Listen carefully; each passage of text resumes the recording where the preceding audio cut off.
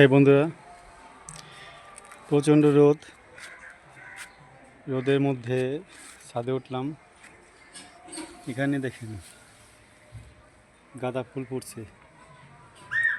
গাঁদা ফুল ফুটেছে গত বছর, অনেক গাছ ছিল গাঁদা ফুলের। এই বছর গাঁদা ফুল বেশি লাগানো হয় নাই, যার কারণে ফুলের এটাও কম, ফুল কম। এখানে আরেকটি জায়গা আছে, এখানেও গাঁদা ফুল আছে। এই ড্রামেও লাগাইছিলাম গাঁদা ফুল। এই দুই জায়গায় শুধু গাঁদা ফুল। আগে তো গত বছর সব জায়গায় লাগানো ছিল, অনেক সুন্দর লাগছে। এবার গাঁদা ফুল নাই, বেশি, খুব কম।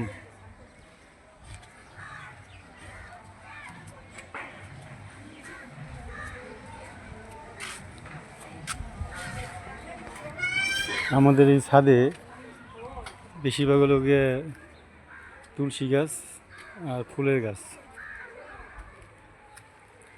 আমার মা তুলসী গাছ জায়গায় জায়গায় রোপণ করেছে। এখানে যে বিচি ছিটাইলেই হয়ে যায়। তো তুলসী গাছ আছে, ফুলের গাছ আছে, বিভিন্ন রকম ফুলের গাছ, গাঁদা ফুল আছে, জবা ফুল, শেফালি ফুল আছে, তারপর সন্ধ্যা মালতী আছে, নীলকণ্ঠ আছে, সাদা লাল দুইটাই আছে। নিচেও আছে, আমাদের নিচেও অনেক জবা ফুল ফুটছে, হলুদ জবা।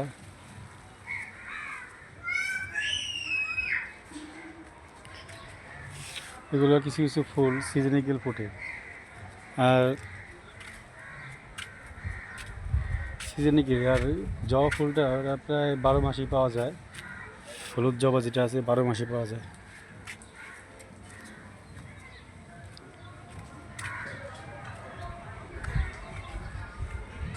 ঠান্ডা আজকে নাই,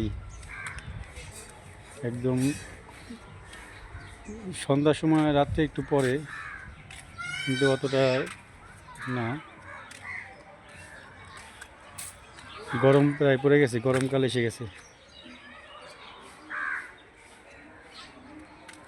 এটা হলো শেফালি ফুল গাছ। এটা শীতকালীন আর কি, রাতে বেলা ফুটে, অনেক ঘ্রাণ হয়।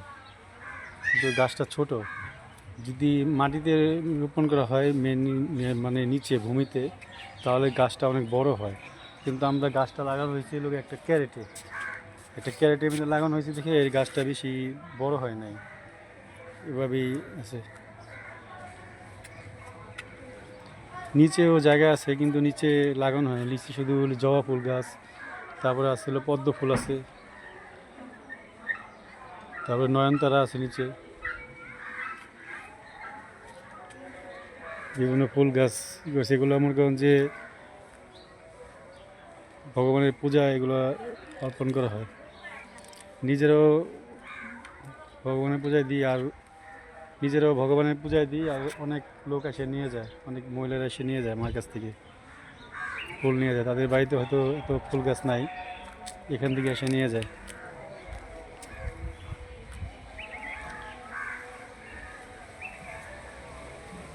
ওকে বন্ধুরা, শুভ দুপুর সবাইকে, ভালো থাকবেন।